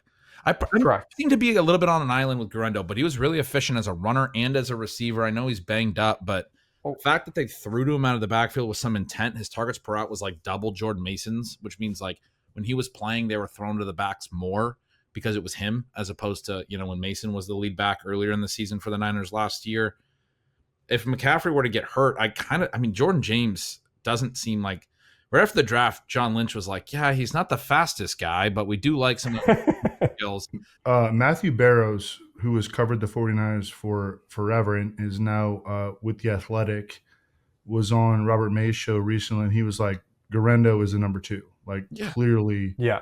Even though he's hurt, he is the number 2. He looked great before he went down. Also, he has a shoulder injury. His history is with like muscle stuff and hamstrings. So they're not like super worried about Guerrero. He's going to be the number 2 when he's ready to go. Guerrero does go. Is there a point you take Brian Robinson? Oh, maybe. I don't know. I mean, could he be the dude for the Bears? We'd be like banking on a trade, I guess. Yeah, I mean, there's some okay landing spots for him. Generally, I've been in rooms where people haven't discounted enough the news, in my opinion, or discounted him enough on the news, and I've never really been faced yet with the decision. But we're running into a point where it might be worth. The problem is, like, how much do you bet on the talent, or how much do you believe in the talent there? I don't know if I do, but he could land in a spot where he winds up getting a lot of work. It is interesting. Yeah, you get to Dallas. There goes Chicago. Baby. He did not come out of our queue. I'm not adding him to the queue. Those are those receiver picks that maybe I'm overly short-sighted on, but I'm just kind of like. I'm with you on Bateman. Siegel's into him too. I'm not that into him. Best ball is a little different, but when's he becoming a clear managed start for us? I don't know. I guess if Flowers gets hurt. But that's not even good. We have Flowers. Sure. Yeah. And we have Flowers, right? So it's like. So we still need to get tight end depth, but Okonkwo would have been the one I would have went to bat for a little bit. Because I think there's a path to number 2 targets there, which is that thing that Coupe Fiasco, I think it is, has been talking about for years, the Twitter name. But he goes. I'm still down with like Kate Otten, but he's not. Yeah, this seems like a running back is what you're going to say, right? Yeah, I think it's running back. There's Mitchell, Marks, Robinson, probably the top 3. I think we want Marks for sure. Silva's pretty high on Marks. I'm fine with Woody here. Gretch and I were talking on DM. He's a smaller guy. You worry about the runs between the tackles, but he had a good showing in the preseason game, and the coach comment like specifically pointed out about him like churning out these like traditional rushing production. Yeah, he said he shined as a runner. I mean, his peripherals in college are like undraftable as far as like the rushing stuff. Yeah. It's not good on paper, but there goes the one-eyed running back. Gretch, I know you're probably keyed in over Marks, but I think Marks top board for Silva. I think I'll go Marks here. Yep, let's do it. We'll take Marks against. I mean, you could take the guy who is like a demonstrable not good enough rusher to play NFL running back, or the guy who's the most athletic NFL running back in the NFL. But we'll take the guy who isn't good. Listen. No, I'm just kidding. No, Marks is probably a good play. I'm kidding. We get to this playoff point. We can't be starting Isaiah Likely on ETE. Yeah, he caught like 260 balls in college. Like he's definitely got. He's a fine play. The Texans think that he could be like Bucky Irving, who also was not like a great measurable athlete, not particularly big, viewed as like a stereotypical third down back. Incredible peripherals, incredible evasion rate, incredible stuff, like demonstrated on field running back ability that Marks doesn't have. But you're right, from an athletic standpoint. The tight end stuff for me, I just don't know like what order. Like I think if Keaton Mitchell and Robinson were there, I might take one more running back bet before we just smash tight end. Purple. Yeah, I'm with that. What do you think about that? Unless someone like Keaton? really likes Mason Taylor. Keaton Mitchell? That's what he said. Yeah. Keaton or Brian Robinson. If they both Keaton make or- it back, we're probably thinking another running back and then hit tight end, right? Yeah, the guy I low key like late. I think Freiermuth's still going to be like a pretty involved in this offense for Pittsburgh. I like him And, too. I like him over Johnny. I'm Cade very Otton good. goes ahead of ADP. The skeleton key is gone. No, What are we going to do? he's a 17th round ADP. He just went at 1401. In the last week in Mainz, he's gone 1702. Obviously, Jalen McMillan got hurt. Obviously, there's other people that are seeing available targets in Tampa. He went 3 full rounds ahead of ADP there. Yeah, I was kind of thinking we'd be able to get him, not even this round, but the next round on the comeback there. But that is not going to happen. This is why we can't have nice things. That drafter has only taken Tyler Warren to this point. I bet you he had Cade Otton pegged at the 13-14 turn. We didn't know we were dead from the moment. We were trying dead and we didn't know. He's been talking about Cade Otton the entire draft too. The only one talking about him more than Leone. When we get Keaton, we could kind of shut down running back. I mean, I hate to shut down, maybe not shut down, but we do have a team that's somewhat atypical to kind of what we draft in terms of having, 3 volume running backs out of the gate here. And needing to crank purple. Yeah, I would rather have the upside swings at tight end at that point. I'd love to draft Harold Fannin onto this team if you guys are into it. See what that role's like. Not only into it, I would want to jump ADP on that because when I think of archetypes, we can get Freiermuth late, right? Mm-hmm. We can get Jatavian Sanders late if we have to. There's only one Fannin. You know what I mean? Love hearing you say that. That's how I feel. So David Njoku is in a contract here, and what was are that, they Silva? listening to our shit? No. Are we live streaming? There's no way that they were like, oh yeah, we're just going to take Keaton Mitchell. They're listening. Dink's pretty convinced Roshan is the RB2 in Chicago. We could just go to tight end as well. Wide receivers like Trey Harris. I think we would wait on wide. We'd rather crank purple. Should we just take Fannin? Zach Jackson, who has covered the Browns for a really long time, suggested recently that the Browns could actually trade Njoku and give that tight end role to Harold Fannin because Njoku's in a contract year and they're not going to give him. Are we taking Fannin here? Extension. Well, Still is talking about him 30 seconds while we're on the clock. We kind of don't have a choice unless somebody yells another name at me. No, just take Fannin. We all want Fannin. Let's just take Fannin. Let's just take Fannin. It's a reach, but like at this point, who cares? We need the archetype in the room. This has been a tight end aggressive room. His ADP is actually in the middle of 16. We take him at 14 instead of trying to get him late 15 when his ADP is mid 16. That's fine. You can do that. That's fine. And usually you're taking RB bets, which we talked about, aren't as much of a need for us as in most builds we have. All right, guys, I have to go make a million rankings changes before my show with Levitan tomorrow. So I'm going to take off. Can you guys do me one favor and take the Cardinals defense, please? Yes. That's my favorite D as well. Love that. Round 17. Yes. Okay. You get some Spencer Rattler, Tyler Shuck in week 1, whoever's starting. That's beautiful. Let's cook. Love you guys. Later. You buddy. too. All right. What did he say? All right, 17? so I love that. He's like, don't even wait till round 19. He said round 17. He's gonna be so mad if we kind sniped on of him push it. when we drafted with Levitan. We got sniped on him. Like it didn't even end up close to them coming back to us. I kind of want to push it just to get him at a lower cost and then see how mad he is that we got him cheaper. If we get him in the 18th round, I think he'll be mad. If we get sniped after the 17th round pick, that will be. I'll feel bad about that. Where are we on cranking purple here? There's Taylor and Arroyo as rookie bets. Sanders and Freiermuth as. Do you think Taylor can get enough volume? I guess I don't like the volume proposition for either of those dudes with Fields. Okay, I'm just kind of thinking like blind rookie upside, but I'm definitely we can pass. We took Fannin, like we got that in our room. I like Freiermuth Freiermuth and Theo are like the tweener kind of guys. Freiermuth's, you're like, hey, this could just be a safer play than you realize. So yes, I like Freiermuth. Jatavian's the one that I like. From a routes, I think he's going to run most of the routes. Tommy Tremble's really banged up. He may return at some point. They don't know if he's even going to be ready for week 1. He's missed all camp.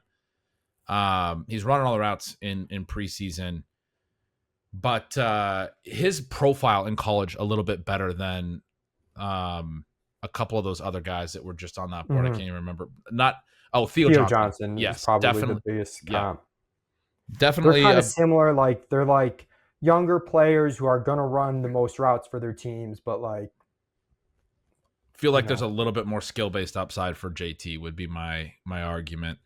Yeah, the Arroyo thing is tough because it seems like they're going to play multi-tight ends. If you look at the Saints last year, they did a lot with Juwan Johnson and Foster Moreau. They both got decent targets, but like kind of split routes, and they're talking about AJ Barner like he's their starter right now. So again, like you said, you're kind of doing the blind rookie tight end upside thing, and I think you're fine doing that. But we got 4 more picks. You know who else should be getting drafted more than he is probably Tyler Higbee. Although I know Adams is there with the other guy I was going to ask you about. Like, do you ever just swing in a prayer on Darren Waller and it's just like an easy drop after we see what happens week 1?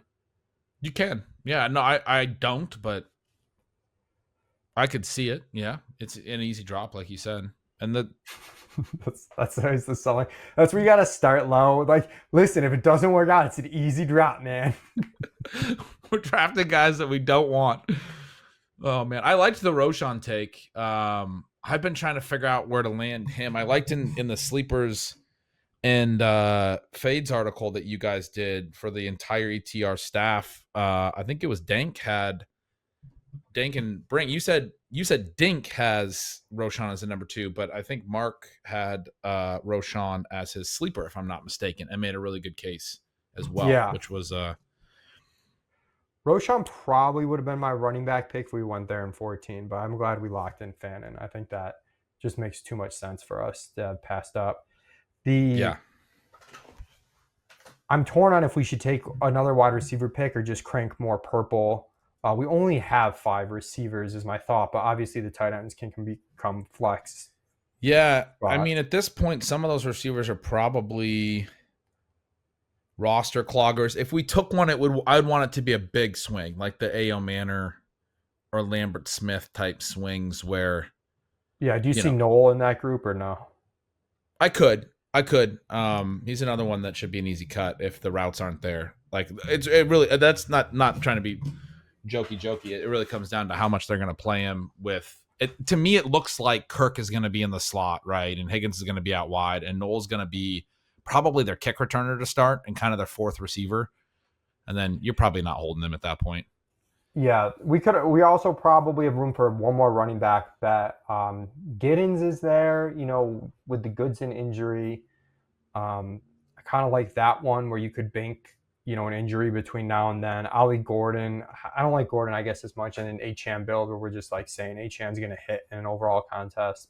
And then the Rams guys, you have to guess correctly, but you might be able to get that information very quickly and either hold as a stash if they're the RB2 or make a clear cut. Yeah, I mean, I like all those. I think...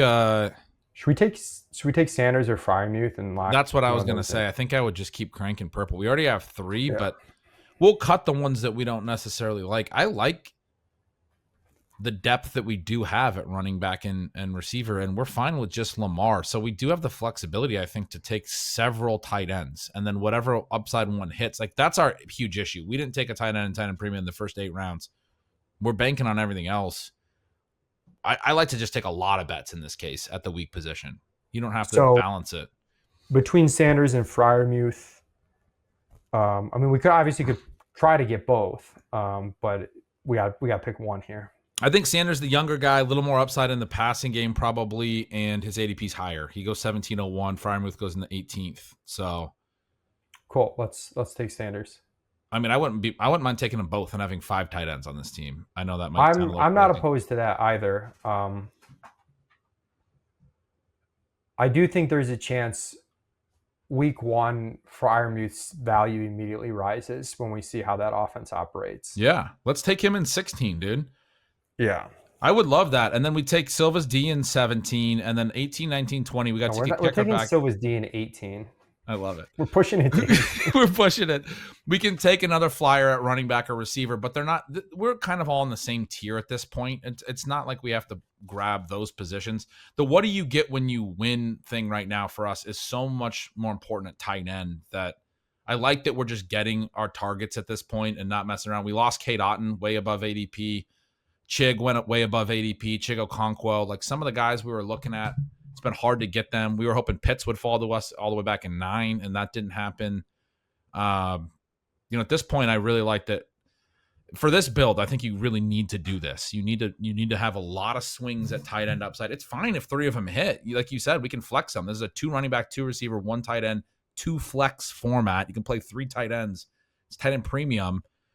We're gonna probably stash and hold likely, but these guys, Fannin, Sanders, Freiermuth, we're gonna probably wind up cutting 1 or 2 of them. But for now, we'll start with them and see what we have in the first couple of weeks. I really like that strategy at this point. I'm totally with you, and that's redraft, big bench, like you said. What's going to be the biggest needle mover for this team? You don't want to go overboard with it, but we're taking it's a 1 quarterback team. We're riding and dying with that, and we took 3 running backs that are really solid in terms of starters. Still got 2 nice rookie upside stashes behind that.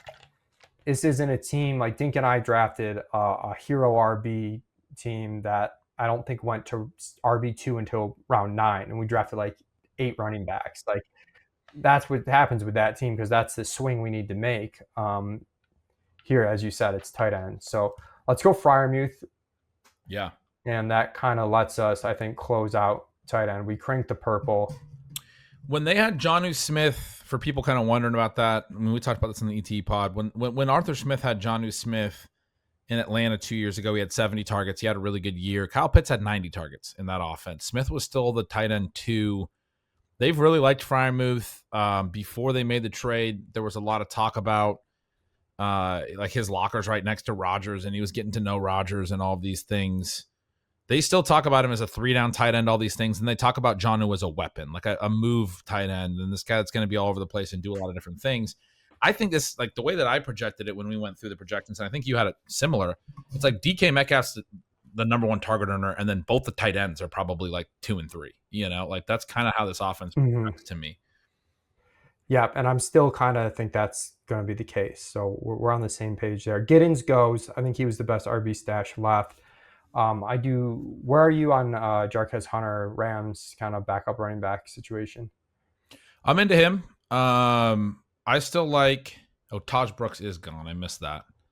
And did Cal Monong guy go? No, Monong guy's there. We talked about obviously like Roshan, but I mean Monong guy's a decent swing on a similar vein that, Ben Johnson's running backs are probably going to have value, and DeAndre Swift maybe isn't the answer. And I think collectively they're undervalued. Yeah.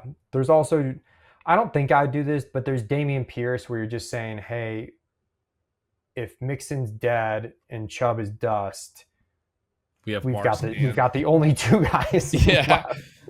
The problem is that's another place where, there. That's another place where like a Brian Robinson could land, or somebody who's not currently on the roster. Yeah, for sure.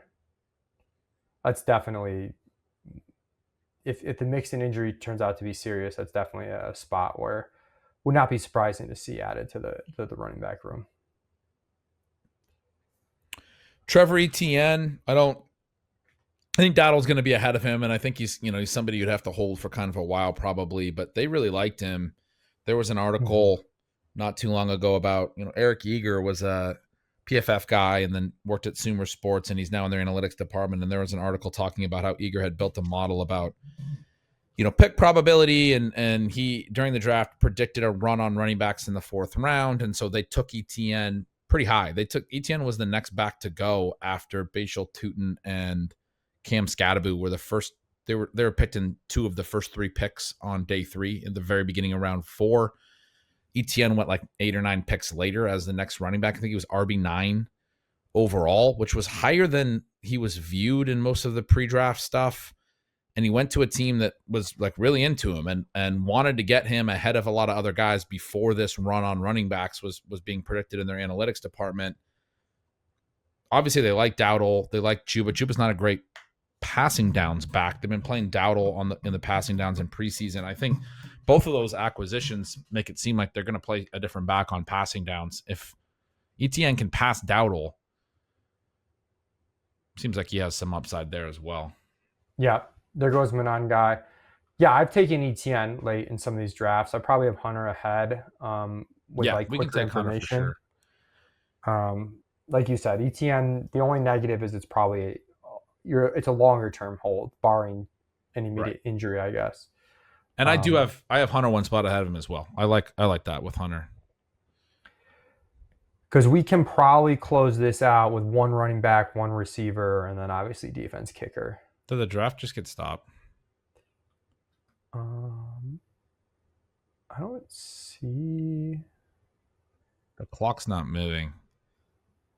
I don't see a message, but it's possible someone contacted the commissioner. There was an auto pick with Dante Thornton at 1611, so it's possible it's related to that. There's nothing in the chat about it. Yeah, can we pause? FF Cartel asked to pause. Wi-Fi Yeah, the person who just auto Thornton. We got to pause the Thornton pick and at the 16-17 turn here. That's dude. Well, yeah. It's a late pause. Wan'Dale Robinson just went at 16-12, wide receiver 71. This guy had 140 targets last year. Just throwing it out there. Nobody wants to draft Wan'Dale Robinson. I'm taking him everywhere. It's shocking to me how late he goes when I don't take him. Coker's another one. Sorry. Yeah. Oh, yeah. Coker's definitely somebody we can add here. I had Wan'Dale and then Coker and then A.O. Manor and then Keandre Lambert-Smith as my next receivers. Can you say that again? I had Wan'Dale, Coker. Wan'Dale's gone now. Coker, A.O. Manor, Keandre Lambert-Smith. Yeah. Do you have Troy Franklin anywhere?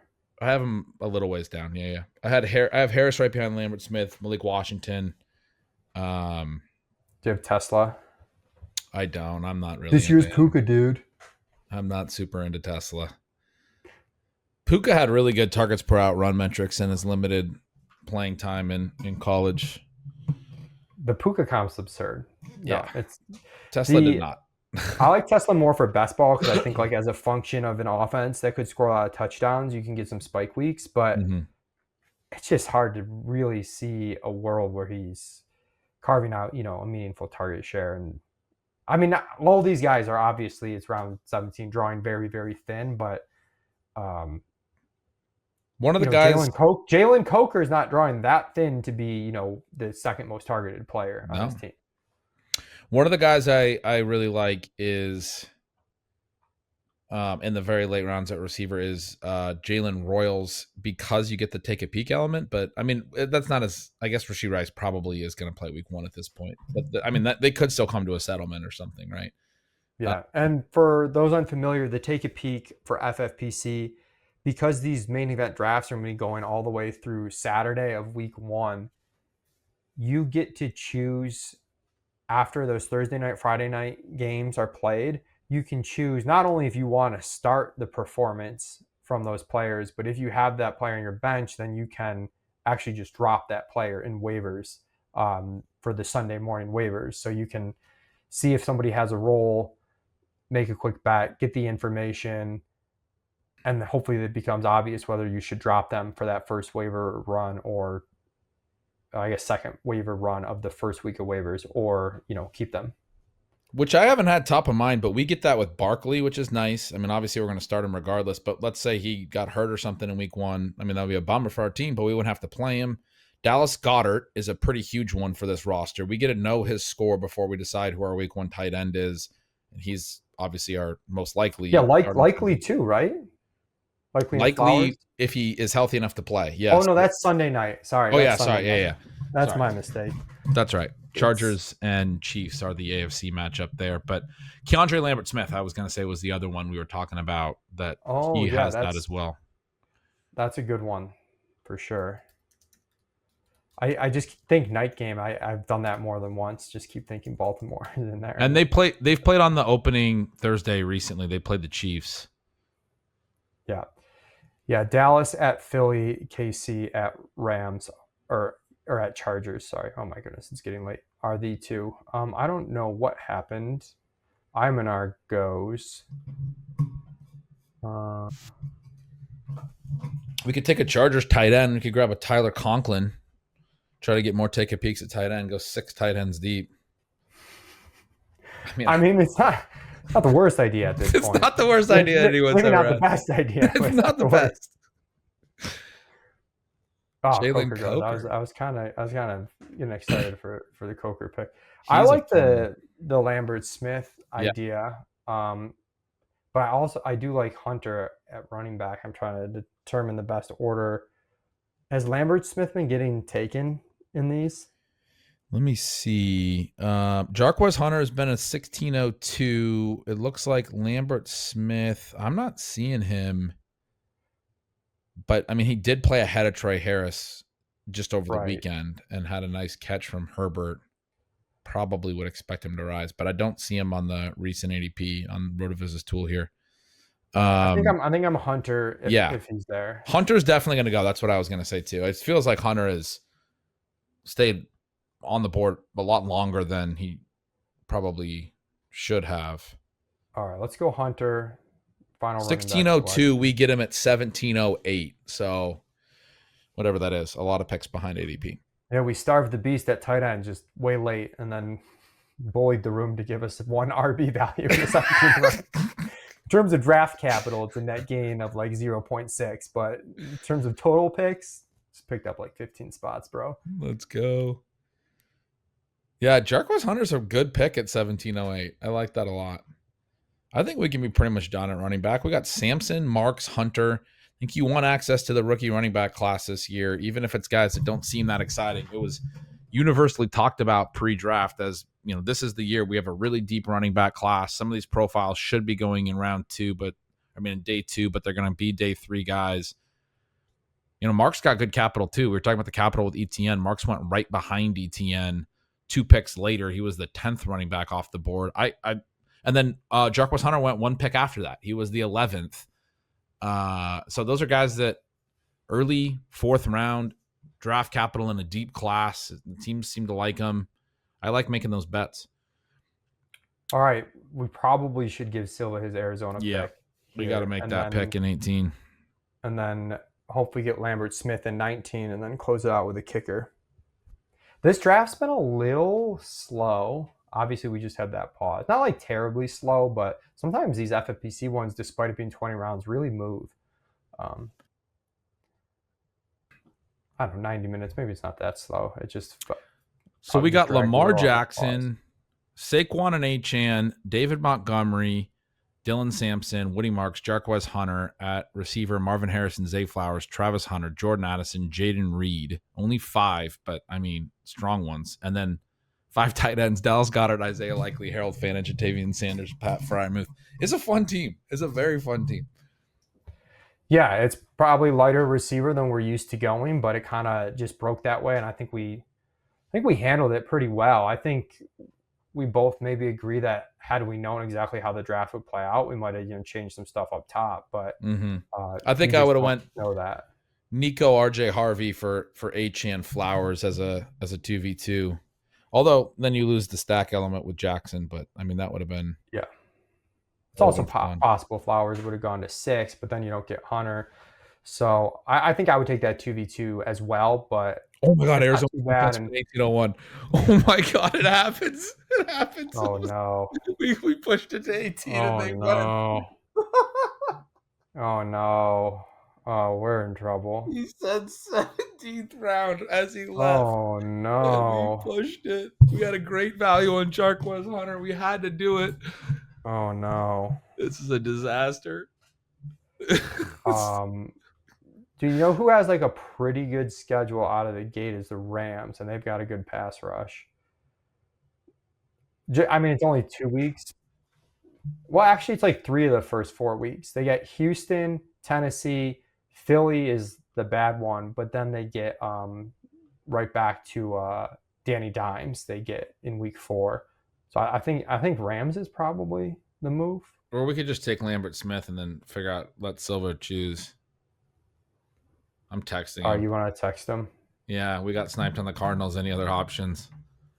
I'll let the clock run a little. I don't think he's going to.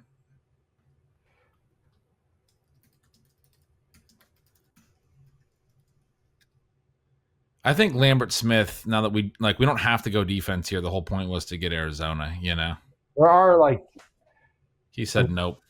Here. One word nope answer. I didn't. Okay, let's go Lambert Smith. I think Rams defense is the play if they come back. Okay. Cincinnati gets Cleveland, gets Joe Flacco in week 1. Their defense looks terrible, but I'm still I mean, can kind of play it. That's rough, dude, because the Cardinals D, man, they usually do make it, but I love the call because the Cardinals didn't take an offensive player in the draft until round 6. They had all their normal picks. In rounds 1 through 5, they added defensive players. Jonathan Gannon, defensive head coach, really trying to get that defense going. But, I mean, they haven't been going until the 19th round as the 8th defense off the board. They go as the 5th defense in this draft. Obviously, anything can happen with defenses, but that was unexpected reach a little bit there. Yeah, for sure. Rams and Seattle are up in our DST tiers by Mark Dankenbring that I always look at. Seattle's got a tough first matchup against San Fran, but then Pittsburgh, Saints, Arizona, Tampa Bay, Jacksonville, Houston are a couple good matchups, and then a handful of so-so ones. Teams that are going to throw the ball a little bit at least, or in the case of Houston, just have a weak offensive line. I like the Rams take.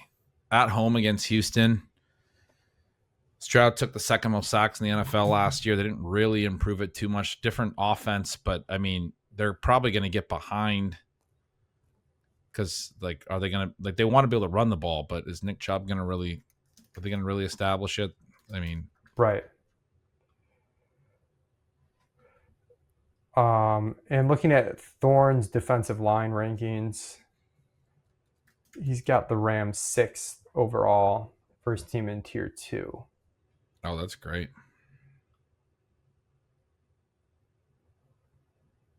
Then they're at the Titans in week 2. You got to go with the road defense, but you get a rookie quarterback in his second game. Yeah, and then Philly's bad, but then you come back with one more good matchup if you hold them through Philly. Not that you have to, but yeah, at home against the Colts, you get Danny Dimes.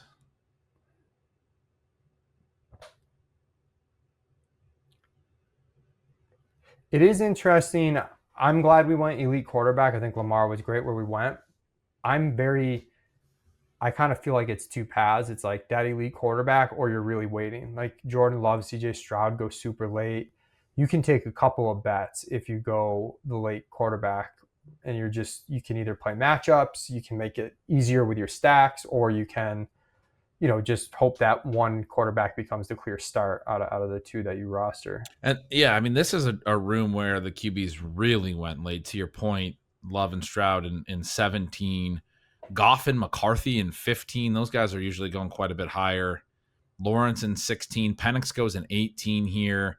Bryce Young still on the board, who, I think is a fine fallback to some of these names if you were to miss them because you were waiting so long. There's a lot of options in these single QB leagues where people are typically not taking multiple QBs. And in this room in particular, you didn't see a lot of it. So unless someone doubles up on defense, there's only one team in front of us to pick defense. Well, some of these teams might. The Eagles in the 3-hole are take a peek D. A lot of teams like to take. We just saw the Chargers. If you take a peek, you have to roster multiple so that you have the ability to put them on the bench, right? I think you can add. You can just put them on the bench and add. So you could add someone Sunday morning and then bench Eagles. You couldn't drop them though, right? You just wouldn't be able to drop them. I'm not entirely sure how it all works out.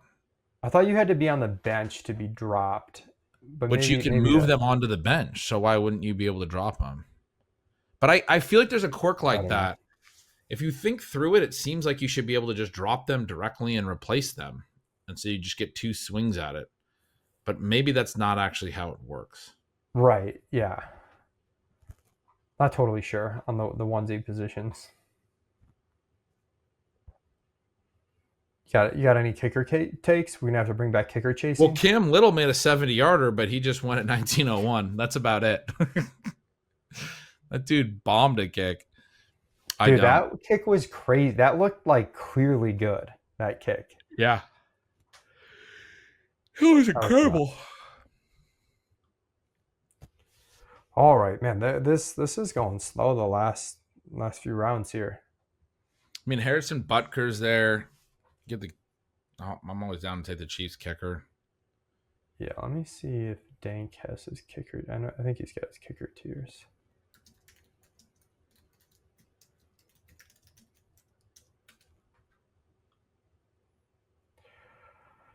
Obviously, Aubrey won, but he goes so early.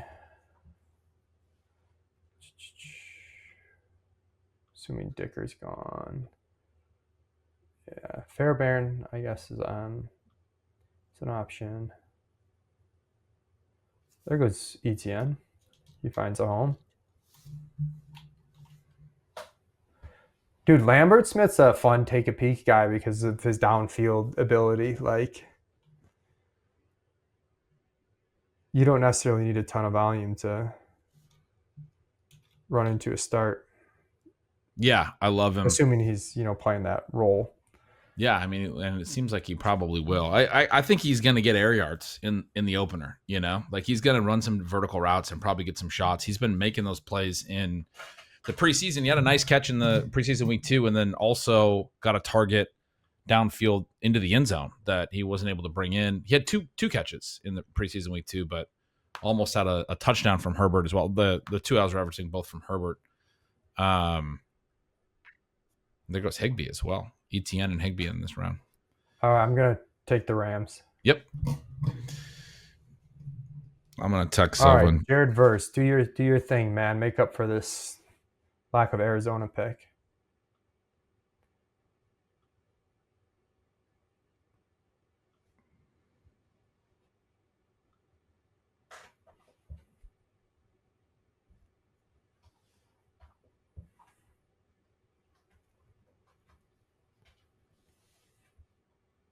I'm trying to get Silva hyped on the Rams. Sorry, I'm sending a text out. Let him know We got to get him back in. Yeah, Thorns number 60 line, Jared Verse. Let's go. Getting him hyped on. Get him emotionally invested. That's right. I need him on board with the Rams. So to recap the team, we started with Barkley, Achane back-to-back. Interested to check out the data on that. I assume it's like somewhat unique in the main event. Take Lamar, elite quarterback, in round 3. Get sniped on Tutorial McMillan in round 4. Pretty much have to go receiver here. No consensus. We kind of compromise with Marvin Harrison. Then we go Zay Flowers over RJ Harvey, another tough pick. We went with the stack candidate there, and the receiver with taking 2 RBs early. Come back with Travis Hunter, Jordan Addison. Really like those picks to add, some ceiling to the wide receiver room. Come back, get a really late value on David Montgomery in round 8 after getting sniped on the tight ends. The tight ends all went really early. We're kind of fortunate to actually get Goedert at 9-8 ahead of ADP with how early the other tight ends were going. Come back with Jaden Reed, one of the easiest clicks for us in the entire draft, as our 5th wide receiver. Then we hit Dylan Sampson as rookie stash at running back. Come back with Isaiah Likely stacked, and just knowing we need more shots at tight end. Hit Woody Marks, Silva's favorite.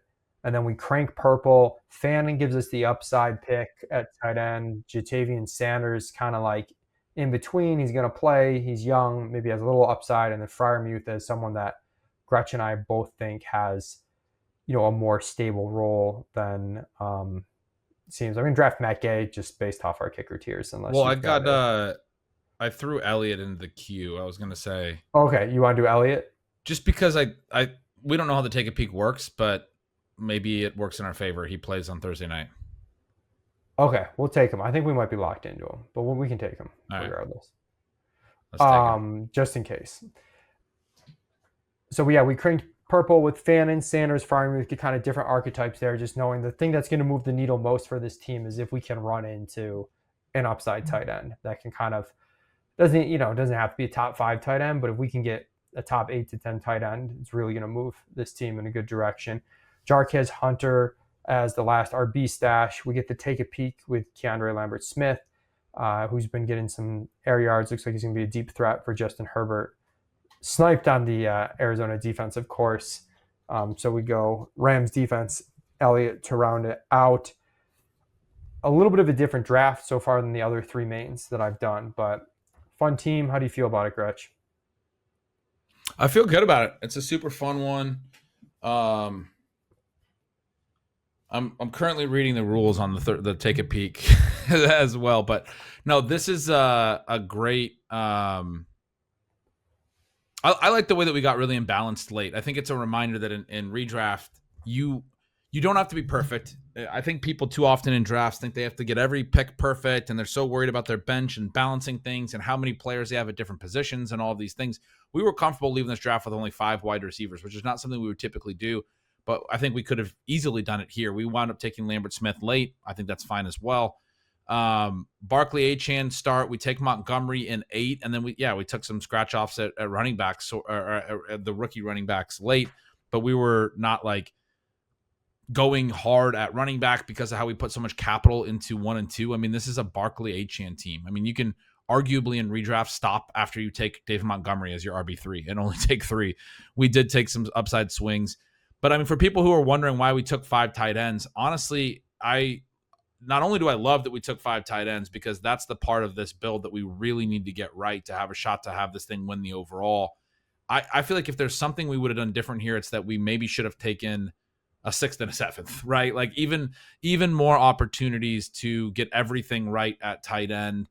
But I really like Jarquez Hunter and Keandre Lambert-Smith, and I like the take a peek element with Lambert-Smith, and I think Hunter was a really good value there as well. So very, very comfortable with where we're at. But like when I look at this, I've done a lot of these for a lot of years. I don't feel like it's weird that we have 5 tight ends. You can start up to 3. We took them all late. To me, this is like the way that we should have played it. I would have felt thin if we didn't do that. And so I'm pretty pumped that we took that aggressive line, started cranking it purple. I think it works. All right. Yeah, I think so as well. Fun drafting with you as always. Check out Ben's stuff, bengretch.substack.com. Appreciate everybody tuning in. Hopefully, watching these drafts and hearing our thought process is helpful to you all out there. Best of luck in your drafts here as we approach the end of August.